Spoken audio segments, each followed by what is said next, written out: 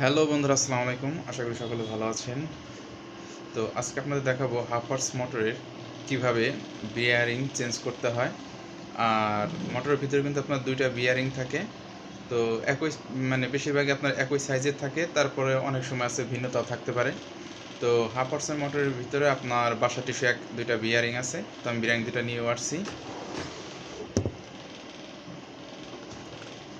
তো দেখেন, এটা হচ্ছে আপনার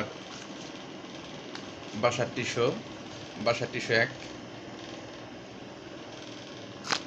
তো চলুন কথা না বাড়িয়ে আপনাদের একটু দেখাই।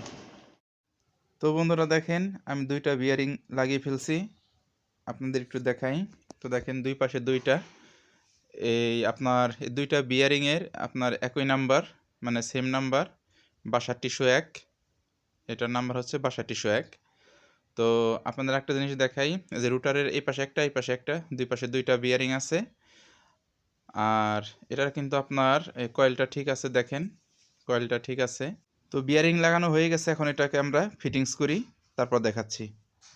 তো বন্ধুরা দেখেন, ফিটিংস করা হয়ে গেছে। এখন আমরা এই মোটর, মানে যার মোটর, সেই কাস্টমারের বাসায় যাব, বাসায় যেয়ে ফিটিংস করব। ফিটিংস করার পরে আপনাদের ভিডিওতে আবার দেখাবো। তো চলুন যাওয়া যাক। তো বন্ধুরা আমরা কিন্তু চলে আসছি এবং মোটরটাও টিউবওয়েলের সাথে ফিটিংস করে ফেলছি। তো এখন আমরা লাইন দিয়ে টেস্ট করব যে চলে কিনা বা পানি ওঠে কিনা। ভাই সুইচটা দেন তো মোটরে। তা তুমি সুইচ দেখো, যাও তুমি সুইচ দেখো।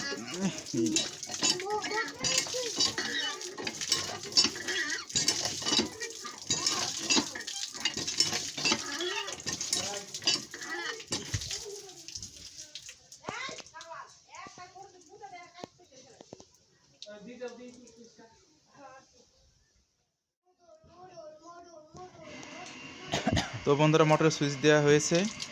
তো দেখেন পানি কিন্তু উঠে গেছে ইনশাল্লাহ আপনাদের দোয়ায়। তো কাজটা কমপ্লিট হলো, অনেক ভালো লাগছে। অনেক সময় আছে দেখা গেল বিয়ারিং চেঞ্জ করার সময় আপনার ওয়াটার সেলটাও সমস্যা হয়ে থাকে, বা অনেক সময় ফিটিংস না হওয়ার কারণে পানি উঠতে চায় না। তো এটা একদম পারফেক্টলি হয়েছে। তো সবাই ভালো থাকেন, সুস্থ থাকেন। পরবর্তী নতুন একটি ভিডিওতে আপনাদের সঙ্গে দেখা হবে ইনশাল্লাহ। আসসালামু আলাইকুম।